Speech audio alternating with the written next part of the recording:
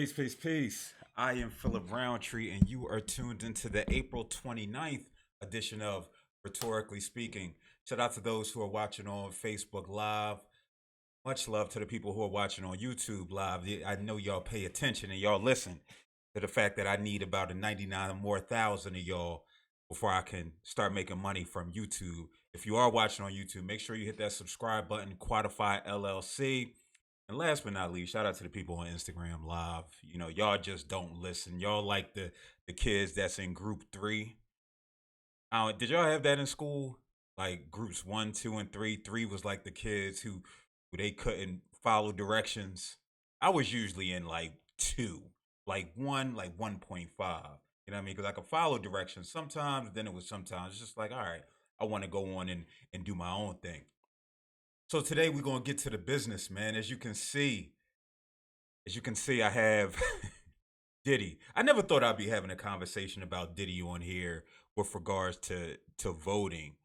I thought he left his whole vote or die mentality back in the 2000s. And so for those who aren't familiar with Diddy, y'all might be too young, those paying attention, but those who are watching this. But at one point, Diddy had this whole citizen change initiative, and he was pushing the idea that minorities and children, no, children, adolescents, young adults, 18, we know the age to vote, but that they should be out voting. They should be out in numbers because we know the numbers within the minority population when it comes to voting is minimal when compared to their white counterparts. And so it was this whole initiative about, yo, vote or die, which for me was just mind boggling in itself. Now, to fully disclose, I've never voted in my life. Never voted in my life. I'm registered to vote, but I've never been compelled enough to vote. I'm a firm believer that we can have institutional change without the voting process because there's certain things, and I'm not going to bore you with the details as to why I don't vote, but it's things about the whole system. Look no further than the electoral college. Look no further than you only get 2 candidates, maybe 3 if we get a Jill Stein, a Green Party. For me, that's problematic. For me, I don't think that the issues can be fully addressed by the Republican Party or the Democratic Party. Now, don't get me wrong. I know we have Congress, we have the House of Representatives, we have the Senate, we have all of these various things in place that are supposed to be the checks and balances of the country. With that said, I still personally can never reconcile this idea of you either go here or you go here. You go red or you go blue. The irony in that, right? Because those are the colors that represent each party. And then I also look at it historically, me being a black man and about the state of the black community. I haven't seen much change. There are still dilapidated books in the schools, but the census is supposed to fix that, right? Because if I say I got 2.5 people living here, that's supposed to give money to the schools.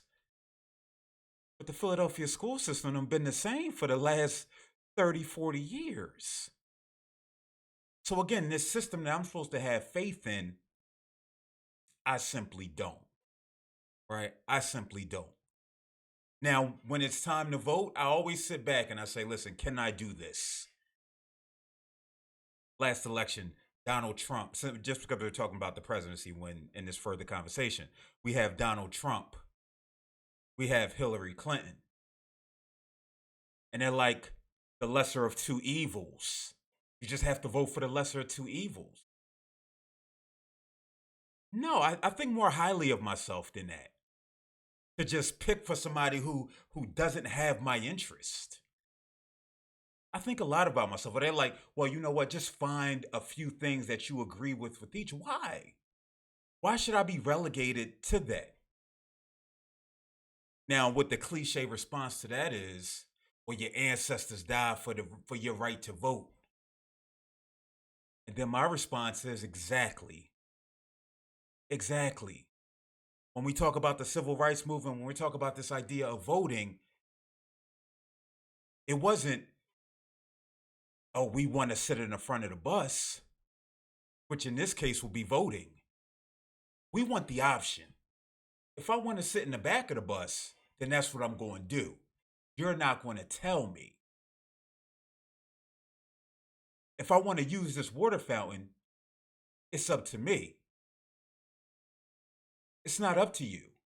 It's about that freedom of choice that we're talking about. Shout out to Marla tuned in on IG Live saying that you so political now. Let me find out. No. I'm not political at all. Now, if you tune into Facebook Live or YouTube at Quadify LLC, you'll get to this overarching point where I talk about Diddy, and I got this video that I'm going to play from Diddy. Y'all won't be able to see that on IG Live. But it's about having the option. And so I'm doing exactly what they want. I'm exercising that option.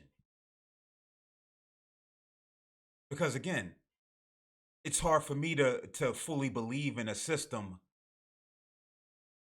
that's been detrimental to the wellness of the black man, of the brown man for hundreds of years. And so, yeah, I could never subscribe to this vote or die ideology that Diddy was pushing for so long. You know, Diddy took it from vote or die in 2004 to Obama or die in 2008. So I wonder how much. Nah, I ain't gonna go there. Yes, I am. I'm going there. Those T-shirts, vote or die, that he probably had made in China that he was selling for $45, right? I wonder if he changed up on that with Obama. Again, we got to be mindful about where we're getting this information from. Who's the conduit, right? Who's giving us this information that we so blindly follow? And so while we sitting here talking about, man, I'm not going to even go back to the China thing. I'm going to let Diddy live with that. Because again, that was one of the things that was just mind-boggling to me. It's just like we're talking about vote or die. We're talking about the rights of a people. But here you are getting your clothes made in factories where they're paying people 10 cents an hour. But I digress. Let me get back on topic. And so again, Diddy had this whole spiel about vote or die, vote or die. But somehow that's changed. And apparently that's changed today. I'm going to pay this clip from Diddy. Again, I'll give y'all a second to get over to YouTube, Quadify LLC. But here it is. Black vote is not going to be for free. We're going to have to see some promises. You know, what are we getting in return for our vote? Nothing has changed for Black America. And in order for us to vote for Biden, we can't be taken for granted like we always are because we're supposed to be Democrats or because people are afraid of Trump. It's whoever's going to take care of our community, whoever wants to make a deal. It's business at this point. You know, we can't trust politicians, you know, so we want to know very clearly, just like Trump made it clear that he wanted to build a wall, Biden needs to make it clear that he's going to change the lives and quality of life of Black and brown people, or else he can't get the vote. I will hold the vote hostage if I have to. You said it here, said it first. Breaking news. Breaking news. And so there you have it. And I'm interested to hear your thoughts. So here Diddy is saying now that the black vote is not for free. Here he is saying that nothing has changed for Black America. So for us to vote for Joe Biden, we can't be taken for granted like we always are because we're supposed to be Democrats or because people are afraid of Donald Trump. It's business at this point. You know, we can't trust politicians. So when did you have this come to Jesus moment, Puff? He's talking about this is called leverage. So when we was talking this, for those of us who've been talking this for the last 20, 30, 40, 50 years, talking about now, we're not just giving our vote away. You were out here telling us to pull the lever or to perish, my brother. But now here you are saying that it's leverage. Maybe he had this wake up call that, yeah, I've been preaching this one thing and nothing has changed for the state of the black person. Yeah, things have changed for him because he's what, a billionaire, a couple hundred millionaire, like 6 or 7 times over. See, what I hear from Puff, what I hear is this idea of power. This matter of this thing about power, that he realized his money can't get him. His money can't get him the respect and the power that he think he deserves, that sway. He recognized he can't do it alone.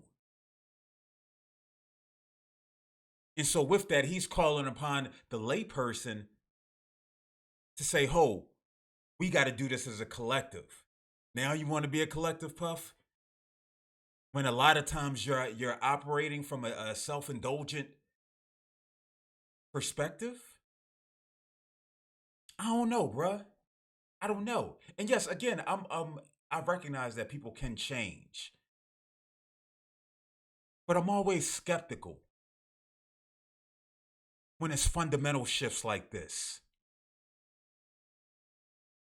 Now, Jamie Foxx, he pushed back against that idea. He said that voting for values rather than a person was more important. His message, vote Democrat. He said there's no way that anyone can live up to what we think should be a candidate should be, because we want perfection. What the hell are you talking about, Jamie? Who wants perfection? What is perfection?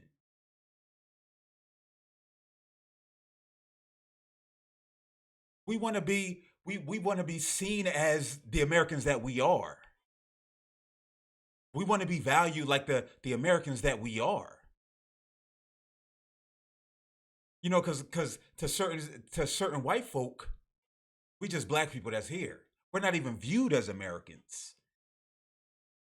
It's only until we go overseas that we recognize that, yo, they look at me as an American. But I don't feel American. This American dream that Puff continues to sell, that whole pull yourself up by the bootstraps, that's how it's so contradictory. It's not congruent what he's saying. You need to be out here shaking and baking and creating for yourself, doing it all by yourself. But now here we are talking about the government's role. Or maybe it's not. Maybe it's not contradictory.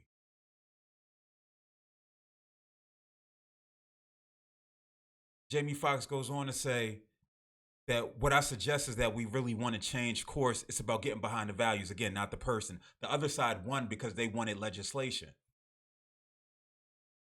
Now, I can agree with that. Go ahead, go with it. If this the hill you want to die on, Puff, then die on it. But we see what they doing over there. They like, yo, we know we not going to agree with them with everything, but we want them in. We know we need new Supreme Court justices.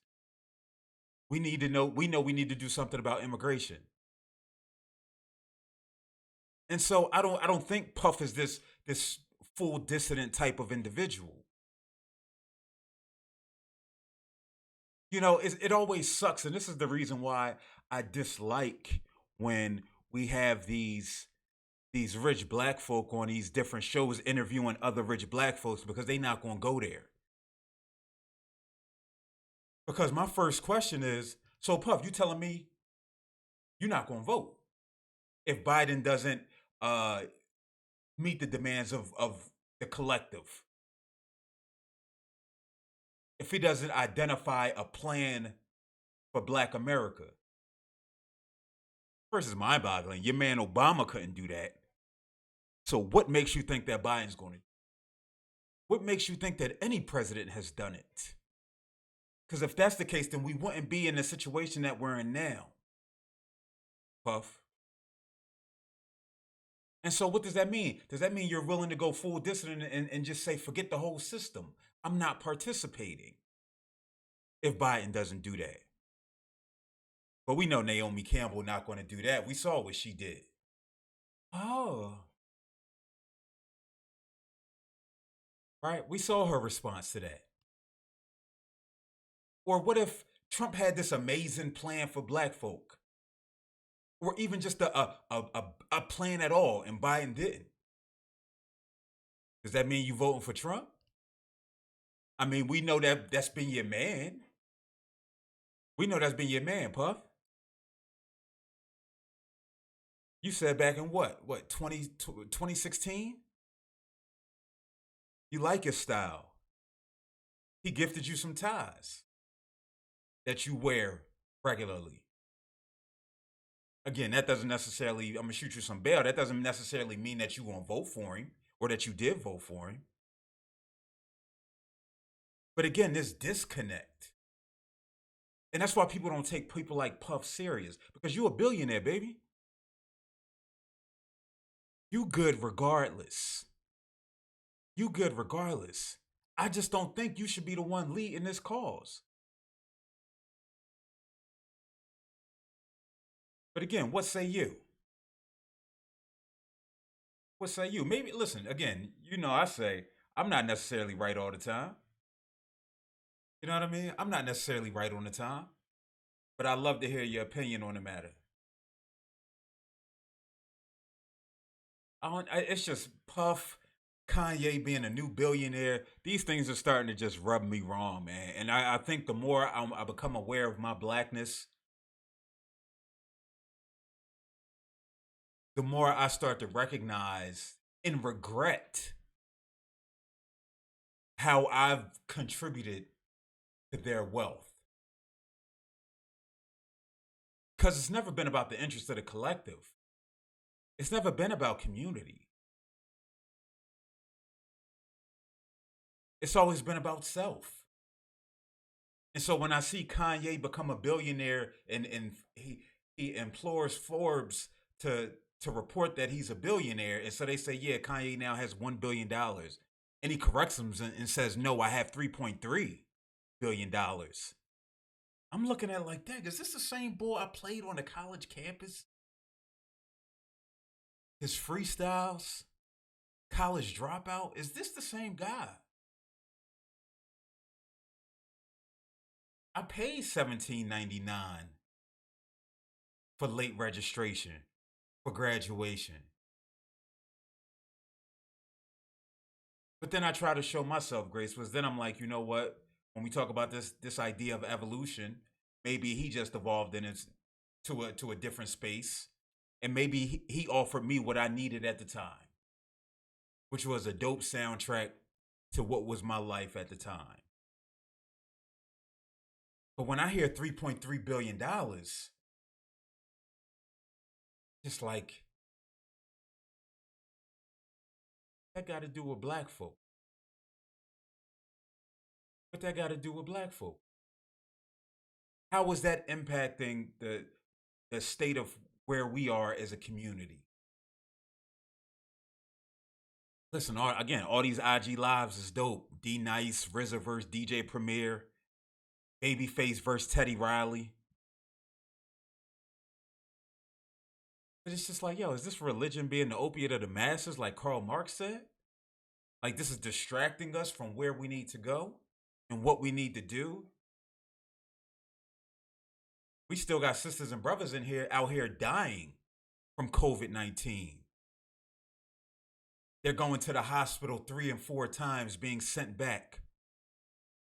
We just saw the story of the 30-year-old teacher who went to the hospital. They told her, oh, you just have anxiety, and told her to leave. Subsequently, when she really started getting the symptoms, she had to be admitted and she died. This goes to the point that Dr. Travis talked about yesterday about black women not being believed, about black folk not being believed, that we're supposed to tolerate pain. But Puff said our vote is not for sale. What else you doing out here in these streets, Puff, besides sitting in your mansion telling us that our vote is not for sale?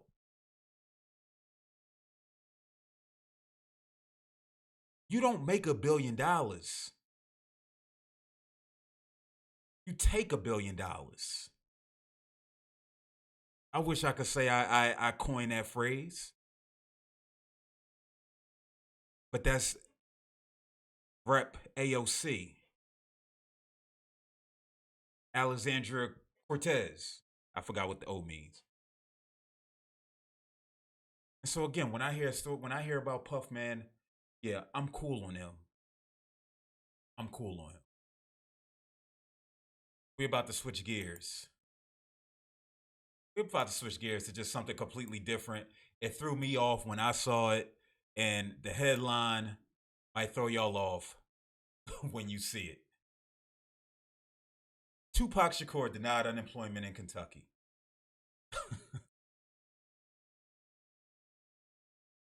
Yes, Tupac Shakur denied unemployment in Kentucky. All right. No, it's not. It's not Tupac Amaru Shakur, who died on my mother's birthday in 1990. What was that? 1996, 1997, September 13th. Tupac died. Now, this is about a story of a black man in Kentucky named Tupac Shakur. And so I'm gonna give you just a little brief background on this story.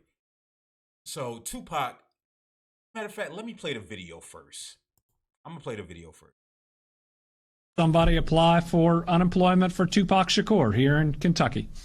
And that person probably thought they were being funny. They probably did. Except for the fact that because of them, we've got to go through so many other claims that one person thinking that they were funny, using somebody else's identity, is going to make tens of thousands potentially of other people wait. Now I owe somebody an apology tonight. Last night I spent a little bit of time talking about fraudulent claims holding us up and mentioned an individual that had filed in the name of Tupac Shakur. I didn't know, and it's my fault, that we have a Kentuckian who goes by Malik, whose name is Tupac Shakur. I talked to him on the phone today. I apologize. That's so. And so that was my initial response to this. So a 46-year-old man whose legal name is Tupac Shakur was employed as a food service worker. He was waiting on his unemployment benefits after being laid off due to the coronavirus. He applied on March 13th. 4 days later, he received approval stating that the amount of money he can expect. And so he's been waiting. Again, March 13th, he applied. March 17th, he received notice that he would be getting his money. And here we are, April 28th. And Tupac has yet to get his money. And so the governor has the nerve to come out in a press conference and say a fraudulent claim was made, which is causing problems for everybody. Somebody thought it was funny to apply for unemployment in the name of Tupac Shakur. And so my first initial response, prior to seeing the rest of the video and him doing a mea culpa apologizing, was, yeah, I understand it, man. I kind of understand it. Like, because, I mean, think about it. You see the name Tupac Shakur come up on any document,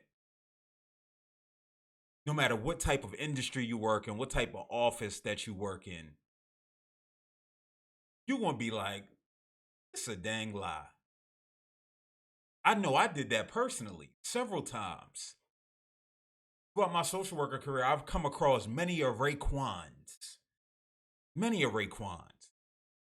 It's just like, they name not Raekwon. They're just like, you know what? I looked at their age. I'm like, all right, you know what? 9, 10, 12, 14. So this, yeah, they could be named Raekwon because their parent might have been a fan of the Wu-Tang Clan. Unfortunately, that due diligence wasn't done. And I think that's the biggest crime here. Not the fact that whoever the worker was, because again, the governor, they're like, yo, somebody sent this to them. Here's a talking point. So it could have been a black person who did this. It could have been a white person who did this saying, yo, we're not doing this. And we know that during this time of unemployment, fraud is super high. Because people are trying to get them checks. People are trying to get money, whether it's the stimulus, whether they're trying to get you for your stimulus. We know fraud is high. And so somebody sent this to him like, sir, here, talk about this talking point. Somebody named Tupac Shakur. Not knowing that in 1998, this brother changed his name. He legally changed his name to Tupac Malik Shakur after he started practicing Islam. And it says he chose the name because it meant thankful to God in Arabic. So again, we add that on top of it. He's 43 years of age. The same age, around the same age Tupac would have been. So yeah, looking at it a little like, wait, what? But again, the biggest crime is not doing due diligence. And then providing false information to the governor of all people, no less. And so, yeah, that's disgraceful. That's disgraceful. What's also disgraceful is that this man has to go 6 weeks because somebody thought he was lying. He thought his name was fake. How hard is it to look at the phone number attached to it? It's, hello, can I speak to Tupac? Send an email. If you're being inundated with calls and emails, which these government officials are seeing right now. This influx of people. It's easy to check. Y'all the government. Y'all got access to his IRS paperwork. When you apply for unemployment, you got to attach documentation to it. So now when I'm starting to think about it, the governor get a pass, man. Play his F up. I'm not going to say he racist or he prejudiced because of this. I can appreciate the fact that he not only contacted him directly and say, yo, my bad, but then he came in front of everybody and said, yo, I messed up. I apologize. And now I'm thinking about the person who checked this claim out. They didn't look at none of the supporting documentation. They just accepted it and then said, oh, you know what, this might be fraud, and just put it to the back burner. Meanwhile, Tupac is saying, I've been struggling for like the last month trying to figure out how to pay the bills. I would be heated. I would be heated. And then once the me being heated subsided, I will go explore my legal options. Because we're talking about pain and suffering. We're talking about undue mental anguish. I will go see me a therapist, give me a diagnosis like adjustment disorder, which pretty much means like temporary depression. Get me a generalized anxiety diagnosis and blame it on the state of Kentucky. So yes, you would see Tupac Malik Shakur versus the state of Kentucky. Or if it was me, Phil Roundtree versus the state of Pennsylvania. But again, this is America. This is America. This is what we're seeing in these times. And so, shout out to my mother tuned in. She said, guess he missed the memo. Think we expect more from a governor. Again, I wouldn't place the blame on him. Because you're just getting this information from your people. Somebody got to vet this before they hand it to you. Somebody has to vet it, you would hope. But again, it's the South, it's Kentucky, and y'all know how I feel about those two things. They just a day late and a dollar short. No disrespect to my folk who live in Kentucky or, well, Florida. We know how Florida is. Georgia, we know how Georgia is. With Georgia having reopened, and they've seen an influx of new corona cases. Now, I'm smart enough to recognize that the time period between the opening of Georgia and these new 100 cases is not enough time for that to be seen. So there isn't a direct correlation. Now, if you tell me next week we see a couple hundred new cases of corona, then no doubt that's related to the open. Because and the only reason I'm commenting on that is because I've seen that trending. And so I think maybe I'm asking a lot of people to think beyond the box. Think beyond it. I think this a box would have. But again, everybody doesn't have the information, but everybody has the power to hit share. I think Facebook needs to do something with that, man. Like, you can only share something once you've read it and once you've thought critically about it. I think we wouldn't see any more 5G conspiracy theories. I don't think we would see a lot of things. What's on y'all mind? What y'all got popping before I get ready to get out of here? I'll give y'all a quick second.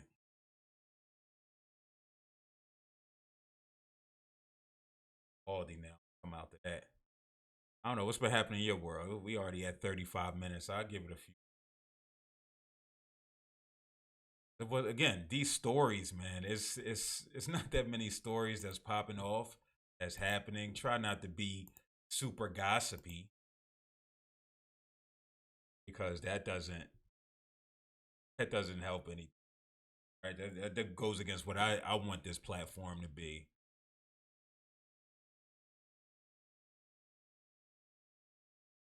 Lyft plans to cut 17% of its staff and furlough hundreds more as coronavirus continues to cripple the business.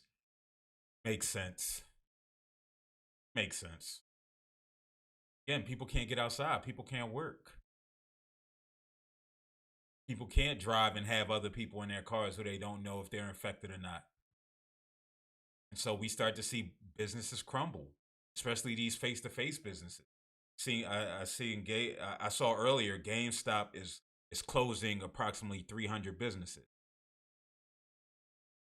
Matter of fact, I don't want to give out any wrong information. Let me fact check that real quick.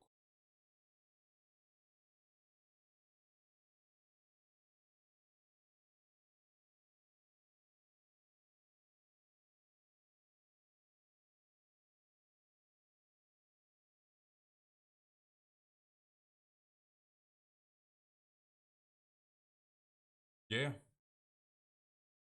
They closed 300 stores for the end of the fiscal year due to a drop in sales. Yeah, I mean, I don't see why they're open anyway. Listen, but I love GameStop. That used to be the jam, going to try and see what used games you could get. But I mean, you got Amazon now, you got eBay now. Once you can get, once Amazon gets back to normal, that same video game you want, you could get that same night. So yeah, I can see GameStop closing. Because how they going to compete with the Walmarts? This is one of those niche things. Because nobody ordering from GameStop online. Why? Not when Jeff Bezos is living. Not when Jeff Bezos is around. And so with the Lyfts, Lyft will be something. Uber, they'll be the same. They'll still rebound once all this is over. Because first off, they're owned by people who are multi-hundred millionaires and billionaires. So they'll figure out a way. But again, for these businesses that were already finding difficulties, yeah, it's not going to happen. It's not going to happen. And again, it's going to be a lot of the small businesses, because we see these big businesses getting all the Small Business Association loans. I believe I got denied. But what you won't see, you will not see me on Facebook asking for $2 from every follower. No shade to anybody that does. No shade to anybody that does, but you won't see me doing that. Because what you'll see me do is, you'll see me post this Umar. Let me see if y'all gave me any donations. Let me see. I'm giving y'all all my wisdom, but where the donations at? Last donation to the school was Richard Harris. Somebody better get on their Cash App. Somebody better get on their Cash App. Cash.me/$FDMG school. I better get some donations. I'm about to hang up. Like Umar said, man, Cash App right there. Quantify LLC. Just trying to give you some conversation. Some thoughtful conversation on a nightly basis. All right, y'all, I'm calling it tonight. Y'all be safe. We're going to be back tomorrow having real authentic conversation. I am Phillip Roundtree, and you've been listening to Rhetorically Speaking. Peace.